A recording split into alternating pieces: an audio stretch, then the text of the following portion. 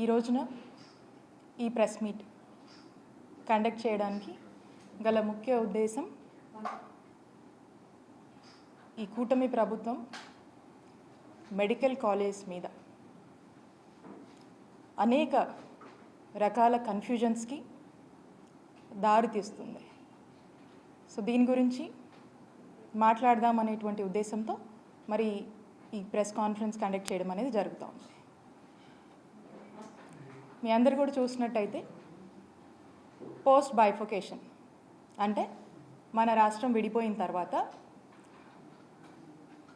మన రాష్ట్రంలో అంటే టెరిషరీ కేర్కి సంబంధించి సూపర్ స్పెషాలిటీ హాస్పిటల్స్ అన్నీ హైదరాబాద్లో ఉండిపోయాయి. సో మనకు ఈ టెరిషరీ కేర్ని మనం స్ట్రెంథెన్ చేసుకోవాలి. ఈ సూపర్ స్పెషాలిటీ హాస్పిటల్స్ అన్నిటినీ కూడా మనము మన రాష్ట్ర ప్రజలకు సంబంధించి వారికి కావాల్సినటువంటి వైద్య సేవలన్నీ కూడా మన రాష్ట్రంలోనే అందాలి అనేటువంటి ఒక గొప్ప ఆలోచన. మన వాళ్ళందరికీ కావాల్సినటువంటి హెల్త్ కేర్ సర్వీసెస్ ట్రీట్మెంట్స్ అన్నీ కూడా మనమే ఎక్విప్ అవ్వాలి భవిష్యత్ కాలంలో అనేటువంటి ఒక ఆలోచన ఆనాటి ముఖ్యమంత్రి అయినటువంటి జగన్మోహన్ రెడ్డి గారు ఒక గొప్ప ఆలోచనతో ఒక దూరదృష్టితో ప్రజల ఆరోగ్యం పట్ల వారికి ఉన్నటువంటి చిత్తశుద్ధితో గొప్ప ఆలోచన చేసి ఈ రాష్ట్రానికి 17 గవర్నమెంట్ మెడికల్ కాలేజ్ తీసుకురావాలి అనేటువంటి ఒక గొప్ప ఆలోచనకు శ్రీకారం చుట్టడం జరిగింది. ఈ మెడికల్ కాలేజ్ రావటం వల్ల పేద ప్రజలకు మెరుగైన ఆరోగ్యం, నాణ్యమైన ఆరోగ్య సేవలు, ఉచితమైన ఆరోగ్యం మన రాష్ట్రంలో ఇవ్వచ్చు అనేటువంటి ఆలోచనకు మరి జగన్మోహన్ రెడ్డి గారు అడుగులు వేయటం జరిగింది. వైఎస్ఆర్ కాంగ్రెస్ పార్టీ అధికారంలోకి రాగానే మీరు చూసినట్టయితే ప్రతి పార్లమెంట్ జిల్లా పరిధిలో ఒక కొత్త గవర్నమెంట్ మెడికల్ కాలేజ్ తీసుకురావాలి ఉండాలి అనేటువంటి ఆలోచనతో ఈ రాష్ట్రంలో 17 గవర్నమెంట్ మెడికల్ కాలేజ్ని తీసుకొచ్చేందుకు శ్రీకారం చుట్టి సుమారు 8,500 కోట్ల బడ్జెట్తో మరి ఈ కాలేజ్ని తీసుకురావాలనేటువంటి ఒక ప్రణాళిక సిద్ధం చేయడం జరిగింది. ఒక్కసారి ఆలోచన చేయండి, ఒక మెడికల్ కాలేజ్ ఈ రాష్ట్రంలో రావాలన్నా, ఒక మెడికల్ కాలేజ్ తేవాలన్నా ఓవర్ నైట్లో అయిపోదు. It's not that easy. ఒక మెడికల్ కాలేజ్ మనం తీసుకురావాలంటే దానికి సరిపడేటువంటి ఫస్ట్ మనకు ఒక ల్యాండ్ ఉండాలి, సరిపడేటువంటి 330 బెడెడ్ హాస్పిటల్ ఫుల్ ఫంక్షనాలిటీతో విత్ అప్రోప్రియేట్ కావాల్సినంత మెడికల్ ప్రొఫెషనల్స్ అండ్ అన్ని హంగులతో కూడా మనకు టోటల్ ఫంక్షనింగ్లో ఉండాలి. అంటే ఒక మెడికల్ కాలేజ్ తేవాలంటే ఈ హాస్పిటల్ ఈ విధంగా ఫంక్షనింగ్లో ఉండాలి.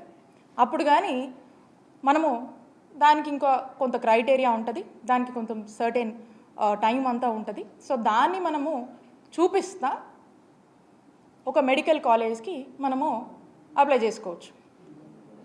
సో ఇదంతా కూడా it's a time taken procedure.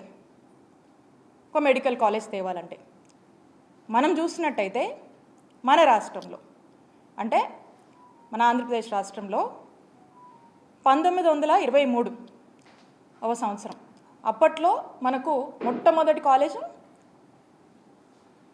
Andhra medical college మరి అప్పుడు మనకు వచ్చింది.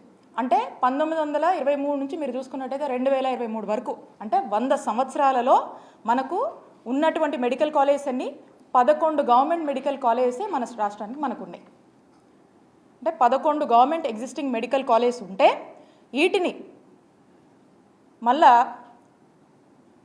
మా ముఖ్యమంత్రి గారు జగన్మోహన్ రెడ్డి గారు నాడు నేడు అని చెప్పి 3,820 కోట్లతో మరి వీటిని కూడా నాడు నేడులో రివాంప్ చేస్తూ మరి వీటిని కూడా బాగు చేస్తూ మరి కొత్త మెడికల్ కాలేజ్ 17 తీసుకురావాలనేటువంటి అడుగులు ఏ విధంగా వేస్తారో మీరు చూస్తున్నారు. అంటే ఒక్కసారి మీరు ఆలోచన చేయండి, 100 సంవత్సరాలకి 11 మెడికల్ కాలేజెసే మనకు అందుబాటులో ఉంటే 5 సంవత్సరాల కాలంలో 5 మెడికల్ కాలేజెస్ని ప్రారంభించి ఇంకొక 5 మెడికల్ కాలేజ్ ఈ సంవత్సరం మనకు రావాల్సి ఉంది. నెక్స్ట్ ఇయర్కి మనం చూసినట్టయితే ఇంకొక 7 మెడికల్ కాలేజ్ మనం ప్లాన్ చేసుకున్నాం. అంటే ఈ 17 మెడికల్ కాలేజ్ నేను ఏదైతే చెప్తా ఉన్నానో ఈ 17 మెడికల్ కాలేజెస్ ఒక యాక్షన్ ప్లాన్ అనేది మనం వేసుకున్నాం. ఏంటి యాక్షన్ ప్లాన్ అంటే ఫస్ట్ ఫేజ్లో ఒక 5 మెడికల్ కాలేజ్ తీసుకురావాలి, సెకండ్ ఫేజ్లో ఇంకొక 5 మెడికల్ కాలేజ్ తీసుకురావాలి, ఆ తర్వాత ఫేజ్లో ఇంకొక 7 మెడికల్ కాలేజ్ తీసుకురావాలి అనేది ఒక యాక్షన్ ప్లాన్ ఫేజ్డ్ మేనర్గా 3 ఫేజెస్ కింద మనం పెట్టుకున్నాం. అన్ఫార్చునేట్లీ మన ప్రభుత్వం వచ్చినాక కోవిడ్ పాండమిక్ వల్ల దేశమే స్తంభించిపోయింది. అలాంటి పరిస్థితులు ఎదుర్కొని కూడా ప్రజలకు మెరుగైన ఆరోగ్యం ఇవ్వాలి, ప్రజలు ఎప్పుడూ కూడా ఏ రకమైనటువంటి ఆరోగ్య పరిస్థితుల వల్ల ఇబ్బంది పడకూడదు, ఇంకో రాష్ట్రానికి మనం వైద్యం కోసం పోయేటువంటి పరిస్థితి భావితరాలకు రాకూడదు అనేటువంటి ఒక ఆలోచన చేసి మరి అంత కోవిడ్ పాండమిక్ని కూడా మనం ఎదుర్కొని రావాల్సినటువంటి 5 మెడికల్ కాలేజ్ లేట్ అయినప్పటికీ కూడా అవసరమైనటువంటి మేరకు ఖర్చుని అన్ని విధాలుగా కూడా మనం అన్ని రిసోర్సెస్ని కూడా ప్రాపర్గా అక్యుములేట్ చేసుకొని యూటిలైజ్ చేసుకొని మరి చేయాల్సినటువంటి ఖర్చును కూడా చేసి అన్ని విధాలుగా అటు రిక్రూట్మెంట్ అయితేనేమి కన్స్ట్రక్షన్ రిలేటెడ్ అయితేనేమి ప్రతిదాన్ని కూడా మనం జాగ్రత్త చేసుకొని మరి ఈ 5 మెడికల్ కాలేజ్ని తీసుకొచ్చాము. 5 మెడికల్ కాలేజ్ని మరి లాస్ట్ ఇయర్ మీరు చూసారు జగన్మోహన్ రెడ్డి గారు వీటిని ప్రారంభించారు. మరి ఈ సంవత్సరానికి సంబంధించినటువంటి సెకండ్ ఫేజ్లో మనం మాట్లాడుతున్నటువంటి 5 మెడికల్ కాలేజెస్ వాటి పరిస్థితి ఏంటి? ఆల్రెడీ మా టెన్యూర్లోనే మేమున్నప్పుడు దానికి కావాల్సినటువంటి ఇన్ఫ్రాస్ట్రక్చర్ని దానికి తగినటువంటి కొంత గ్రౌండ్ వర్క్ అనేది మేము పూర్తి స్థాయిలో కూడా మేము చేయడం జరిగింది. ఇంకా కొంత చేయవలసింది ఉంది. ఆ చేయవలసింది కూడా ఇప్పుడు ప్రభుత్వంగా ఆ బాధ్యత మీ మీద ఉందని తెలియజేస్తూ ఉన్నాం. మరి ఆ బాధ్యతను మీరు సక్రమంగా నెరవేర్చి ఈ 5 కాలేజీలు మరి ఈ సంవత్సరం అందుబాటులోకి రావాల్సినటువంటి అవసరం ఏదైతే ఉందో ఆ 5 కాలేజీలని మరి రావాల్సినటువంటి పరిస్థితుల్లో మరి ఏ కాలేజ్ కూడా మరి ఇప్పటికి కూడా మనకు వీటి మీద ఒక ప్రాపర్ క్లారిటీ అనేది లేదు.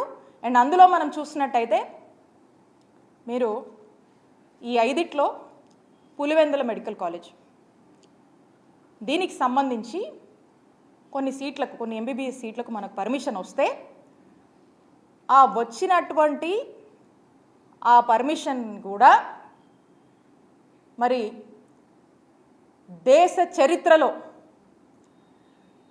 ఏ రాష్ట్రం కూడా చేయనటువంటి దుస్సాహసం ఈ కూటమి ప్రభుత్వం చేసి రిటర్న్లో మాకు ఈ మెడికల్ కాలేజ్ వద్దు అని లెటర్ రాసినటువంటి ప్రయత్నం మరి మన ఆంధ్రప్రదేశ్లో మొట్టమొదటిసారిగా కూటమి ప్రభుత్వం చేసింది. నేను అడుగుతా ఉన్నాను,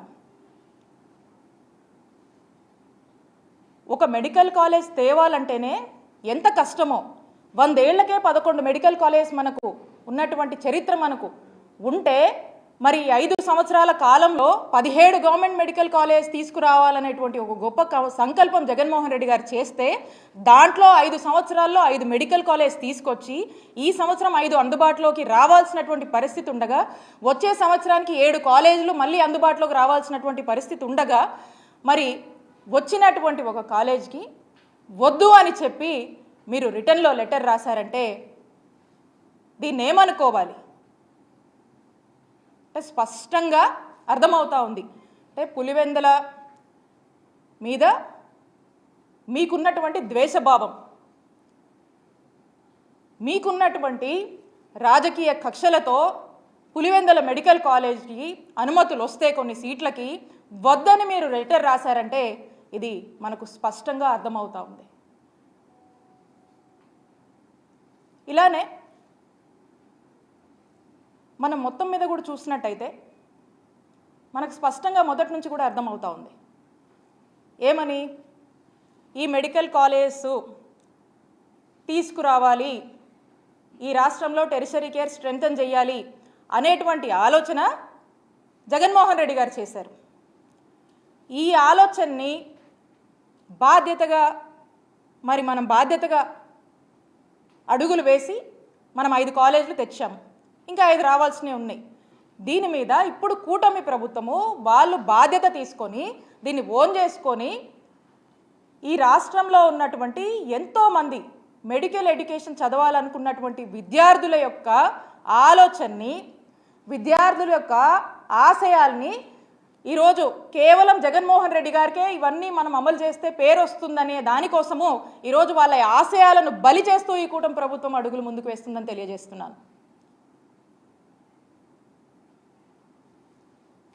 ఇక ఈ 5 కాలేజీ ఈ సంవత్సరంలో రావాల్సిన వాటికి పరిస్థితి ఎలా ఉంది? ఇక నాకు తెలిసి నెక్స్ట్ ఫేజ్లో మనం అనుకుంటున్నటువంటి ఇంకో 7 కాలేజీలు ఉన్నాయి. వాటికైతే అసలు ఫ్యూచరే కనపడటం లేదు.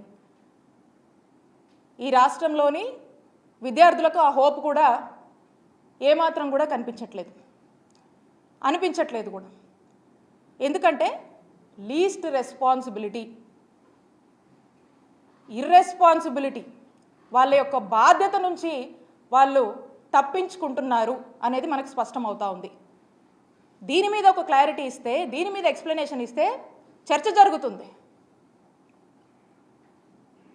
పైగా ఇదంతా కాకుండా మనం చూసినట్టయితే ఎంతో కష్టపడి వీటికి కావాల్సినటువంటి ల్యాండ్స్ని according to the land acquisition act ప్రకారం మనము కొన్ని ప్రభుత్వ భూములు ఉంటే ప్రభుత్వ భూములు తీసుకున్నాము, కొన్ని ప్రైవేట్గా మనం తీసుకోవాల్సి ఉంటే ఇది ప్రజలకు మంచి చేస్తుంది, ప్రజలకు ఎంతో మేలు చేస్తుందని చెప్పి ఎన్ని కష్టాలు పడి ఇంత ఖర్చైనా భరించి మరి పేద ప్రజల ఆరోగ్యం కోసం పేద ప్రజలకు ఒక ఆస్తిలాగా సమకూర్చి ప్రతి ఒక్క మెడికల్ కాలేజ్కి 25 ఎకరాలు మనకు అవసరం అవుతుంటే ఆ యొక్క ఆస్తిని సమకూర్చి ఈ రోజున ఇంత పెద్ద మెడికల్ కాలేజ్ తీసుకురావాలని ఆనాటి ఒక ఆలోచనని మరి ఈరోజు మనం చూసినట్టయితే ఏం చేస్తున్నారండి వీళ్ళు?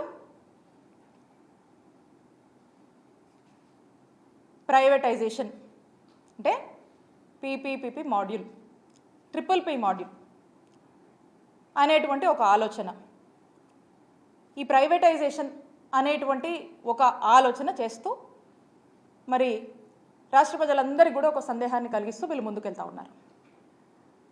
అంటే ప్రైవేటైజేషన్ అంటే ఏంటండి?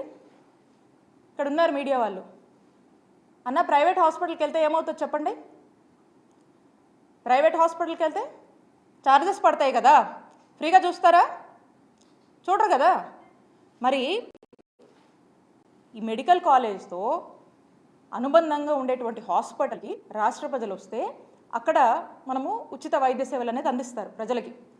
మరి ఇప్పుడు దీన్ని ప్రైవేటైజేషన్ చేస్తే రాష్ట్ర ప్రజలు ఏదైనా ఒక అనారోగ్య సమస్యతో ఆ హాస్పిటల్కి వెళ్తే డబ్బులు అడుగుతారు కదా, డబ్బులు కట్టాలి కదా. అంటే పేదవాడికి ఒక అనారోగ్య సమస్య వస్తే ఇప్పుడు పేదవాడి జోబులోంచి ఈరోజు ఖర్చు పెట్టుకునేటువంటి పరిస్థితికి మీరు తీసుకెళ్తున్నారా అనేటువంటి సందేహం మాకు కలుగుతూ ఉంది.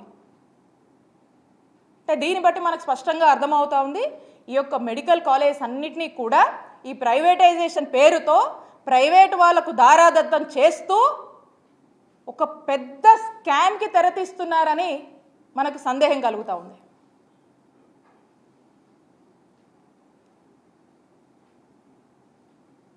అలాగే అప్పట్లో ఎన్నికల ముందు వీళ్ళంతా కూడా మేము అధికారంలోకి వచ్చిన 100 రోజుల్లో మీరు ఏదైతే మెడికల్ కాలేజ్కి సంబంధించినటువంటి జీవో తీసుకొచ్చారో ఆ జీవోని మేము రద్దు చేస్తాం అని మాయమాటలు చెప్పి ప్రజల్ని మోసం చేశారు. మరి ఇప్పుడు మీరు అధికారంలోకి వచ్చి దాదాపు 100 రోజులు మీ ఎవరేం అడ్డుకోలేదే. ఆ రోజున ఈ మెడికల్ కాలేజ్ తీసుకొస్తే ఈ మెడికల్ కాలేజ్ వాళ్ళ యొక్క సెల్ఫ్ ఫంక్షనింగ్కి ఎక్కడ ఇబ్బంది అవుతుందోనని అవి సెల్ఫ్ సర్వైవ్ అవ్వాలి, సెల్ఫ్ సస్టైన్ అవ్వాలి అనేటువంటి ఒక ఆలోచనతో సెల్ఫ్ ఫైనాన్సింగ్ అనేటువంటి ఒక విధానాన్ని మేము తీసుకొచ్చాం. మరి ఆ విధానాన్ని ఆ రోజు మీరు తప్పుబట్టి మీరు అధికారంలోకి వచ్చాక జీవోని రద్దు చేస్తామని మీరు మాట్లాడారు కదా. మరి ఇప్పుడు ఎవరు అడ్డుకోవట్లేదు కదా. ఎవరేం ఆపట్లేదు కదా, ఎవరు మిమ్మల్ని ఆపారా? మరి ఎందుకు అదే జీవోని కంటిన్యూ చేస్తూ ముందుకు వెళ్తున్నారు? దీని గురించి ఎక్స్ప్లెయిన్ చేయండి. దీని గురించి మీరు ఎక్స్ప్లెయిన్ చేస్తే చర్చ అవుద్ది ప్రజల్లో. ఇవేవీ మీరు ఎక్స్ప్లెయిన్ చేయరు. దీని మీద మీరు క్లారిటీ ఇవ్వండి ప్రజలకి.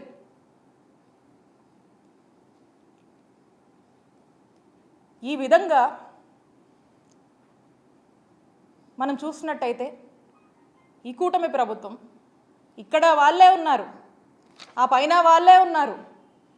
వీళ్ళు చేయాలంటే, మనసు పెట్టి చేయాలంటే ఖచ్చితంగా ఈ సంవత్సరం రావాల్సినటువంటి 5 మెడికల్ కాలేజ్ అందుబాటులోకి వచ్చేవి.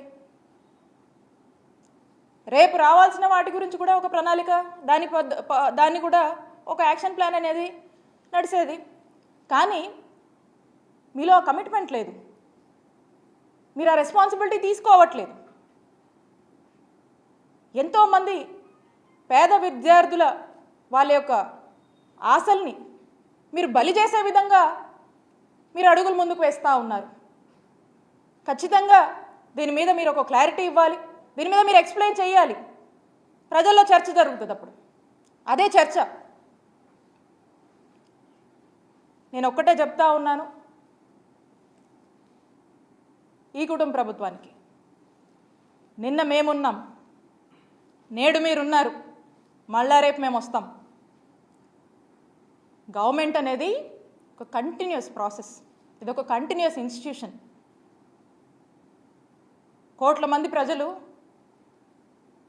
ఎంతో ఆశతో ఈ రాష్ట్రంలోని ఎంతోమంది పేద ప్రజలు గవర్నమెంట్కి వాళ్ళ యొక్క అండ, వాళ్ళ యొక్క భరోసా కోసం, వాళ్ళ యొక్క సాయం కోసం ఎదురు చూస్తూ ఉంటాయి. వాళ్ళ యొక్క హోప్ని ఈరోజు బలి చేస్తూ మీరు ఏదైతే జగన్మోహన్ రెడ్డి గారి ఎయిమ్